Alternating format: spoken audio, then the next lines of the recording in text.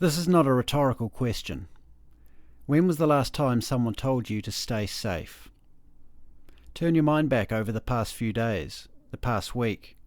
Maybe you can get as far as a month without having heard this fascinating phrase which has become ubiquitous in the last 2 years. It appeared out of nowhere. Indeed, before COVID, the only person who ever told me to stay safe was my drug dealer. The irony of this is not lost on me in 2022, as the biggest drug pushers on the planet flood the market with billions of advertising and lobbying dollars geared towards the very same theme. But in April 2020, stay safe did not seem that out of place. I may even have said it myself once or twice. And then I saw the data and understood COVID was nothing for most fit and healthy people to worry about, and I swiftly blacklisted these words from my vocabulary. But many others, particularly those in positions of power, my CEO and head of HR, TV personalities, politicians and bureaucrats, all continued to chant the mantra with increasing fanaticism until it had all but replaced most traditional forms of farewell. This is a point worth lingering on. Remember how we used to say goodbye to people? A few salutations that spring to mind are, have a good one, take it easy, rock on, peace out, catch you later, and keep it real. Consider these phrases. What do they all have in common? They invite the recipient to embrace their own human agency, to go out into the world and live life. Have a good one literally instructs the listener to maximise one's joy in the moments at hand. Take it easy, probably my favourite, suggests that a relaxed approach to things is the best way to go. Rock on invites a more adventurous attitude and implies that risk-taking should not be off the table. Peace out is a commitment to do no harm, to live and let live. Even the innocuous catch you later has a free-spirited undertone, the notion of catching someone implying that they may be flying or moving at speed. And of course, keep it real speaks for itself. In contrast, stay safe admonishes the listener. It is an imperative, but not one that opens a door and sends you off with a cheery quip and a slap on the back. It patronises and cautions. It elevates the speaker to the role of proxy big brother and infantilises the recipient. Take it easy are the words of a friend. Stay safe are the words of a kindergarten teacher. Most people don't spend too much time thinking about the words they use. Others, such as I, who read voraciously and write for a living, are more sensitive to the nuances of our day-to-day language, and indeed far more suspicious of sudden additions or deletions from the popular lexicon. Readers of this blog are likely skewed towards the latter group, and as such may well have been similarly offended by this condescending new terminology. It behooves us, though, to take the matter beyond simple distaste and consider what darker motivations underpin this kindergarten teacher newspeak. When a new phrase suddenly enters our vernacular, it is most unlikely that it sprouted originally at the grassroots level. Indeed, like new normal, social distancing, and we're all in this together, stay safe was most likely crafted by PR consultants and then repeated ad nauseum by politicians and news anchors until everyone was saying it. Stay safe. But it sounds so reasonable, right? What could possibly be wrong with telling someone to stay safe? Surely staying safe is a good thing, and the more we all remind each other to take care and stay out of danger, the better off we will all be, right? Yes and no. If you were to tell me to stay safe, as my dealer used to, from a place of genuine concern for my well-being, but grounded also in the fundamental understanding that my life is my own, and ultimately I'm going to do with it as I see fit, then yes, stay safe is a reasonable suggestion. Certain pursuits are risky. If you're about to drop some ecstasy, for instance, you're taking a risk with your body and mind. Things can go wrong when you're on drugs. It is therefore reasonable for the person who just supplied those drugs to say, "Stay safe, man." The same is true if you're about to get stuck into a bottle of vodka, perhaps even more so. Heading off skydiving?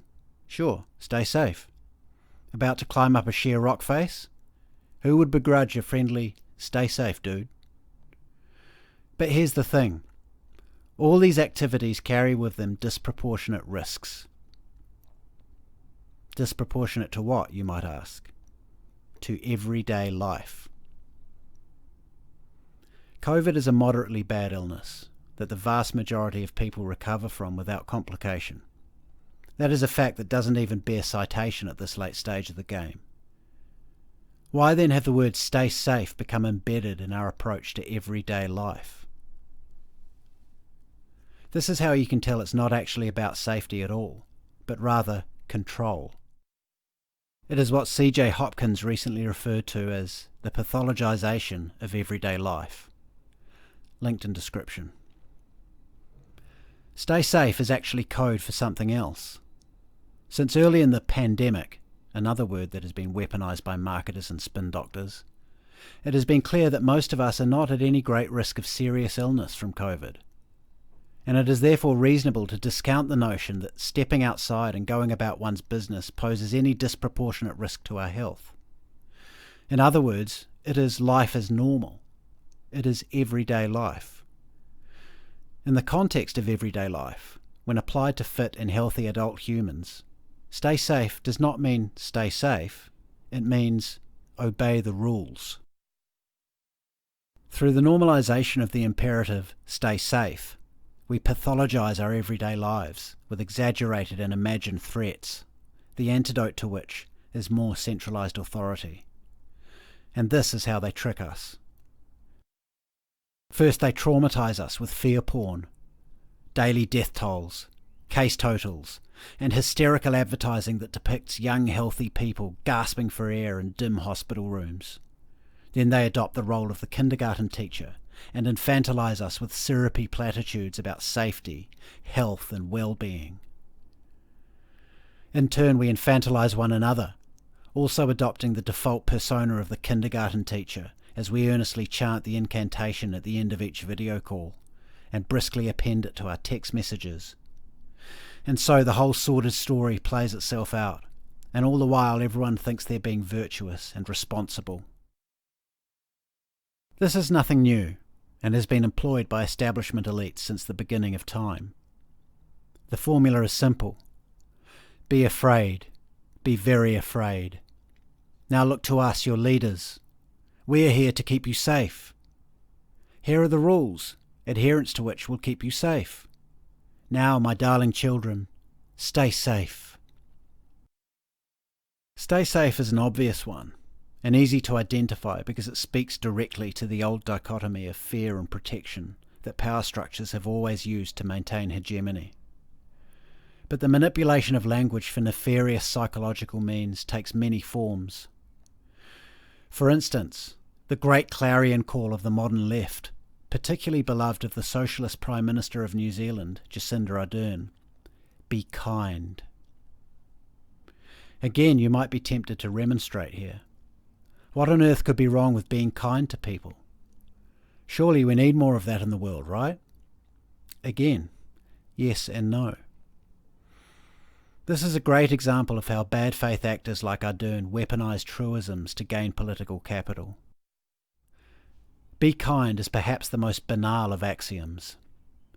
What could be more fundamental to our humanity? The answer is nothing. Being kind is most certainly the magic dust of the human condition. It is what sets us apart from beasts and what lies at the heart of many of our most exhilarating endeavours. It is, in a word, essential, but so much so that most people are socialised to be kind by default. It is just how we are. But what personalities like Jacinda Ardern do when they go on TV and pucker up their faces and say, be kind, is they take an objective truism, which is ingrained in most of us already, and wave it about in front of one soapbox issue or another, thus establishing themselves and their tribe as the benchmark for kindness. In other words, they commoditize the act of kindness, making it contingent upon adherence to their particular ideology. Again, this pathologizes everyday life, creating the assumption that we are all somehow lacking in empathy and in need of a great and loving leader to remind us all to be nice to each other. This is why the "be kind" mantra is so popular with the left and has always been at the heart of socialist programs. Acting out of kindness is the perfect and perhaps the only justification for taking the property and rights of others to satisfy a utopian social agenda.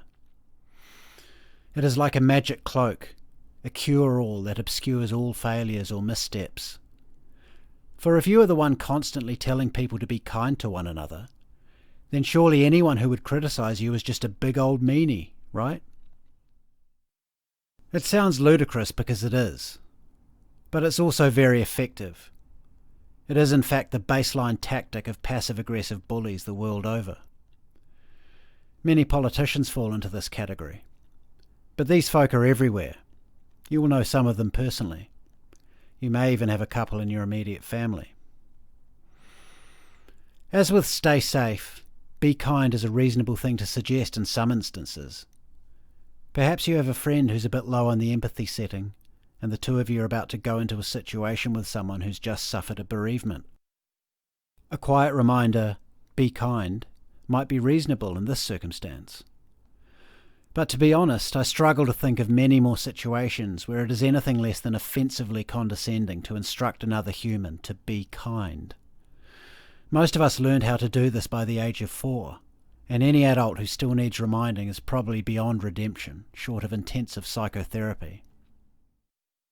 It is no accident that children finish kindergarten around the age of 4. This is the point at which most kids have become socialised. It's the age at which they have learned how to treat others with respect and kindness. That's largely what kindergarten is for, teaching children the fundamentals of what it is to be human, among which are safety and kindness.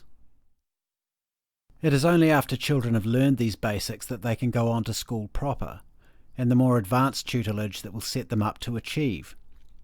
Before one can achieve, though, one must be able to get along with others. This is a good moment to shout out our early childhood learning professionals.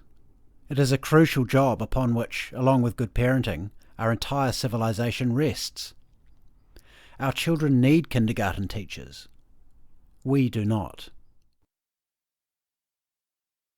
The politicians and corporate interests who would create a world where we pathologise everyday life through the use of maxims like stay safe and be kind would like nothing more than to devolve us all back into kindergarten kids. Do not give them the pleasure. Next time someone tells you to stay safe, just say, "You can stay safe. I'm going to take it easy." Thanks for listening. Please subscribe to my Substack at jjdawson.substack.com. And if you'd like to keep in touch, please do follow me on Twitter at RealJJDawson. You can also follow me on Gab, Getter and Minds.